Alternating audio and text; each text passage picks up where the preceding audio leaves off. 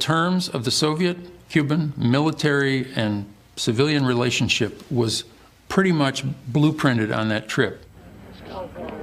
From that point forward, the Cubans never paid a penny for any military hardware. They asked and then they received, more or less. The other part was that the Soviets would buy sugar at inflated prices, they would sell oil at deflated prices, and this would be paradise.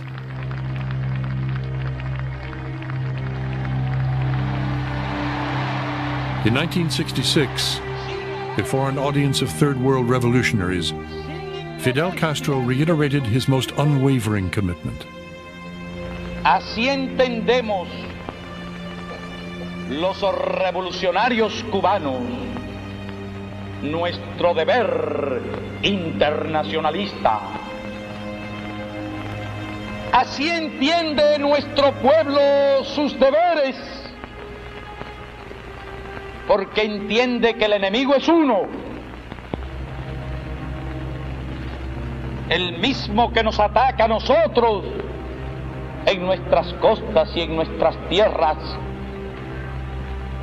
el mismo que ataca a los demás. Y por eso decimos y proclamamos que con combatientes cubanos podrá contar el movimiento revolucionario en cualquier rincón de la tierra. Fidel was engaged in this worldwide movement to really overthrow governments from Zanzibar to Salvador to Nicaragua, all over Central Africa. He helped in Vietnam, in Libya, in Algeria, in Syria.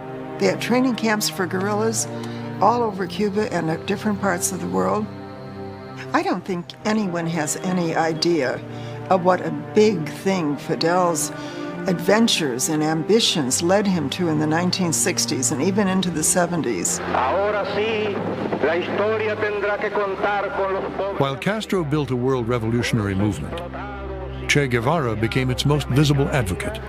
Que han decidido empezar a escribir ellos mismos para siempre su historia, porque esta gran humanidad. Eloquent and idealistic, the dashing Guevara had acquired a reputation and a following second only to Fidel's.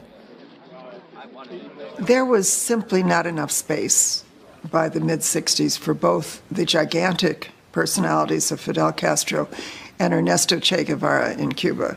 And the one that was going to leave was Che.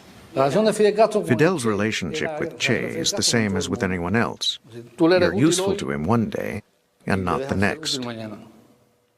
Che tells Fidel he's in Cuba only to train to go to other countries, and Fidel tells him, if that's what you want.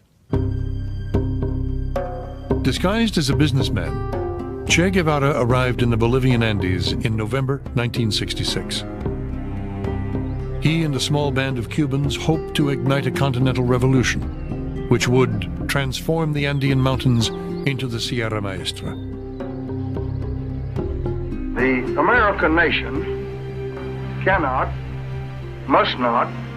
By then, President Lyndon Johnson was determined to stop the spread of communism. Of another communist government in the Western Hemisphere.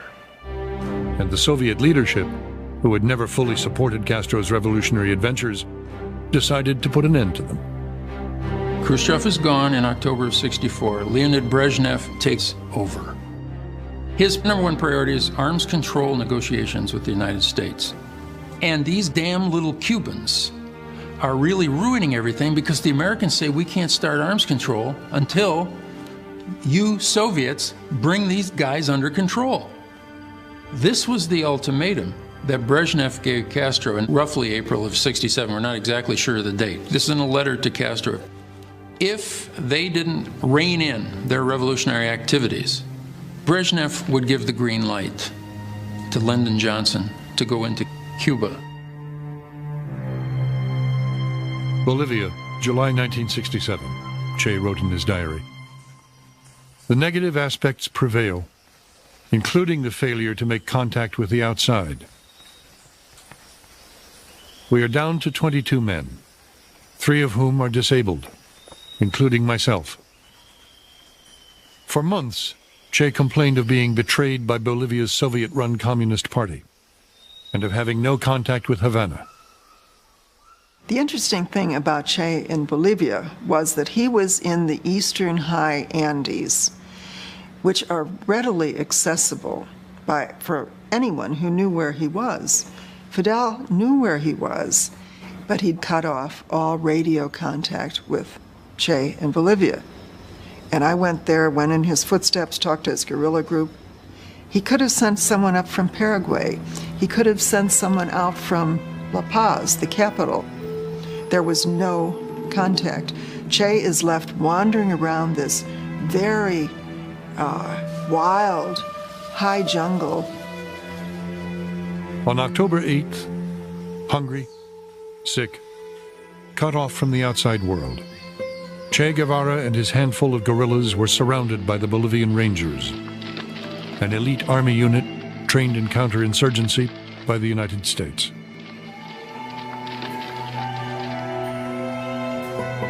Che was taken prisoner. The next day, he was executed.